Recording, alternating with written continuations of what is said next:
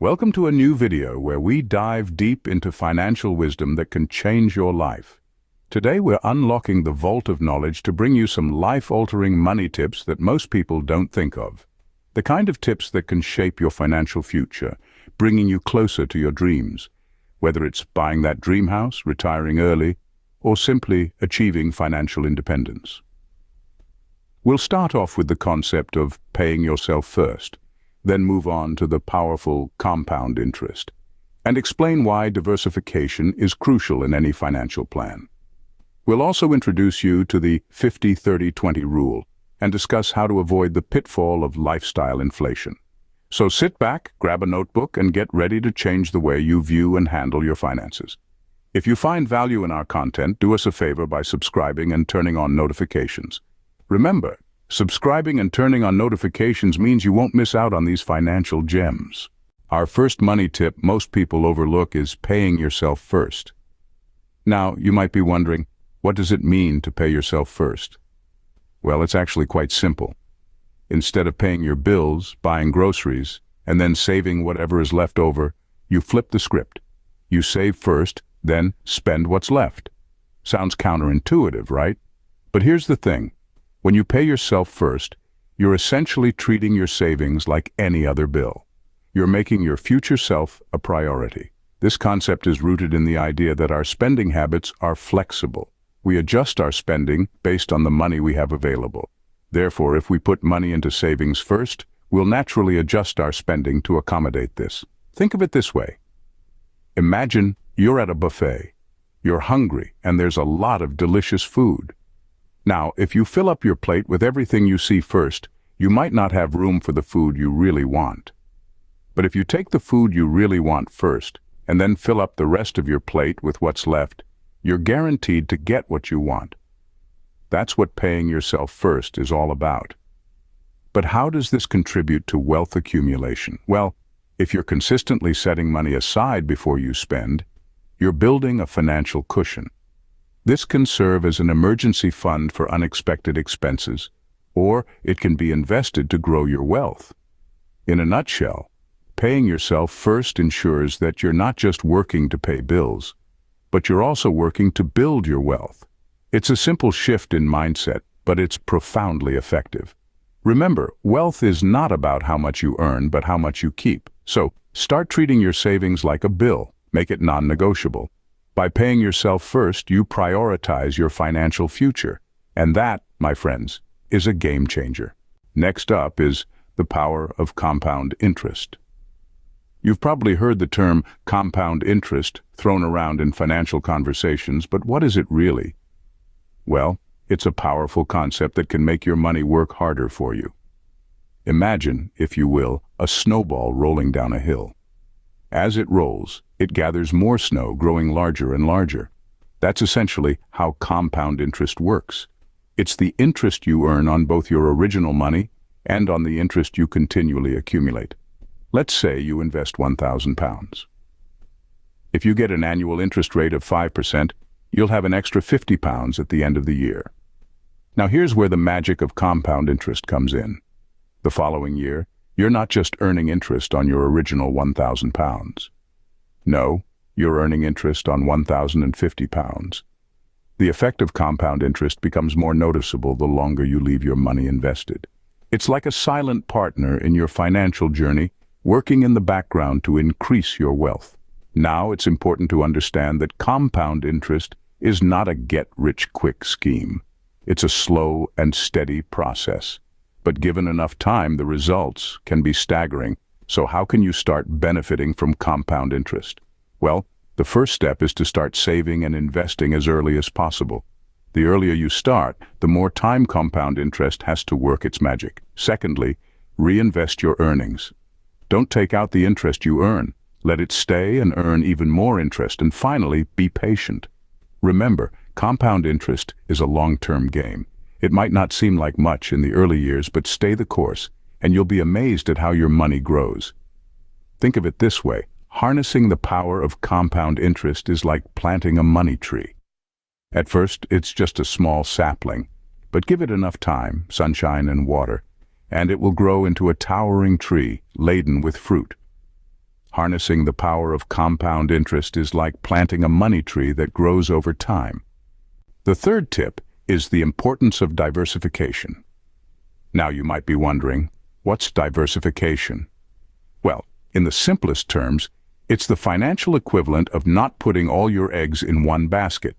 It's about spreading your investments across different types of assets, such as stocks, bonds, real estate, and cash, to reduce risk.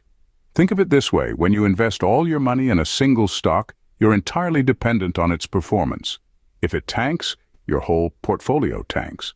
But when you diversify, you're spreading your risk across multiple assets. If one underperforms, it's offset by the others that are doing well. But diversification isn't just about risk reduction. It's also a powerful tool for enhancing financial growth. Here's why. Different assets often perform well at different times. For instance, when stocks are down, bonds might be up.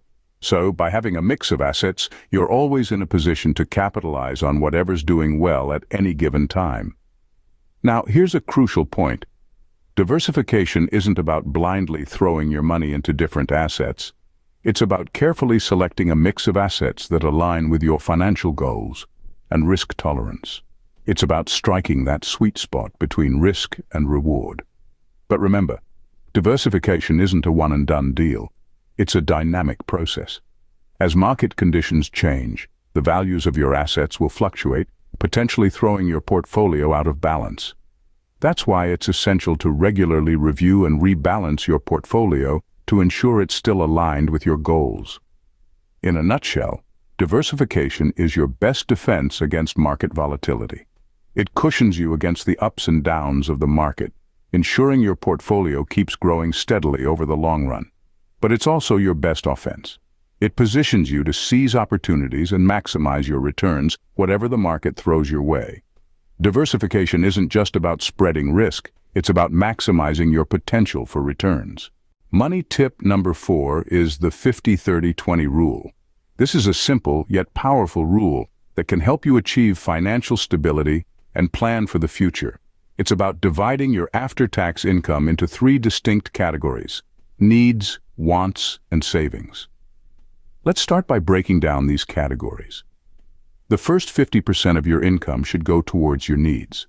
These are the things you absolutely cannot do without, like rent or mortgage, utility bills, groceries, healthcare, and the like.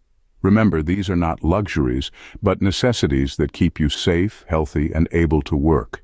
The next 30% of your income is allocated for wants. These are the things that make life enjoyable, but aren't essential for survival. This could be anything from dining out, going to the movies, vacations, or that designer handbag you've been eyeing. It's crucial to distinguish between needs and wants. This distinction helps you make informed decisions and keeps your spending in check. The remaining 20% is for savings or paying off debt. This is your future fund. It could be for retirement, a down payment on a house, or an emergency fund. If you have debt, this is where you start to chip away at it. The goal is to be debt-free and have a comfortable nest egg for the future. Implementing the 50-30-20 rule is quite straightforward. Start by calculating your after-tax income. Then, categorize your expenses into needs, wants, and savings. Once you've done that, allocate your income accordingly. It might take a bit of time to get used to this new way of managing your money, but the benefits are worth it. This rule helps you live within your means, save for the future, and still enjoy the present. It's a balanced approach that encourages mindful spending. So you're not just surviving, but thriving. Remember, personal finance is not about deprivation. It's about making smart decisions that align with your financial goals. And the 50-30-20 rule is a great tool to help you do just that. The 50-30-20 rule isn't just a budgeting technique, it's a lifestyle. Our final money tip is avoiding lifestyle inflation. What's lifestyle inflation, you ask? It's the phenomenon where your spending increases as your income does. It's the reason you hear about lottery winners going bankrupt or high earners living paycheck to paycheck. It's a silent wealth killer, creeping in as you climb the career ladder or make savvy investments. Imagine this. You're fresh out of school, landing your first job. You're making a modest income, but you're managing. You're living in a small apartment, driving an old car, and eating homemade sandwiches for lunch. Fast forward a few years, you've climbed a few rungs on the career ladder and your income has doubled. Suddenly, you find yourself in a bigger apartment, driving a newer car, and eating out for lunch every day. This, my friends, is lifestyle inflation. The danger of lifestyle inflation lies in its subtlety. It's easy to justify each individual upgrade. After all, you work hard, you're earning more, you deserve a treat, right? While there's nothing wrong with enjoying the fruits of your labor, unchecked lifestyle inflation can lead to financial stress and even debt. It's a slippery slope. But fear not. Avoiding lifestyle inflation is possible. It all boils down to being conscious about your spending. When you get a raise or a bonus, resist the urge to immediately upgrade your lifestyle. Instead, consider allocating a portion of that extra income towards your savings or investments. Remember to differentiate between wants and needs. That luxury car might look appealing, but is it really a necessity? Could that money be better spent elsewhere, like on your retirement savings or a rainy day fund? Another useful strategy is to automate your savings. As your income increases, increase the amount you're putting into savings. This way, you're paying yourself first and ensuring a portion of your income is always going towards building your wealth. Lastly, keep your financial goals in mind.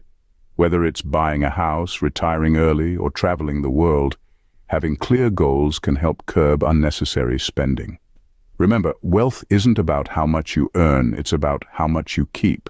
Now, let's recap the life-changing money tips we've discussed.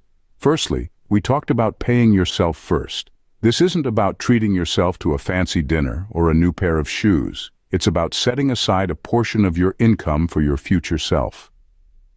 The moment that paycheck lands in your account, make it a priority to put a fraction of it into your savings or investment account. Next, we delved into the power of compound interest. It's not just interest on your initial investment, but interest on your interest. Over time, compound interest can significantly magnify your wealth. It's like a snowball effect. The longer you let it roll, the bigger it gets. Our third tip was all about the importance of diversification. Never put all your eggs in one basket. Spread your investments across different asset classes and sectors to mitigate risk and increase the potential for returns. Diversification is your best defense against market volatility. Then we explored the 50-30-20 rule. This is a simple yet effective budgeting strategy where 50% of your income goes to needs, 30% to wants, and 20% to savings and debt repayment. It's a great way to keep your spending in check and ensure you're saving enough for your future. Finally, we discussed avoiding lifestyle inflation. It's tempting to upgrade your lifestyle as your income increases, but this can lead to a vicious cycle of living paycheck to paycheck. Instead, maintain your current standard of living and invest the extra income to grow your wealth. Incorporate these tips into your financial routine and watch your wealth grow. Thanks for watching, and remember to subscribe for more financial wisdom.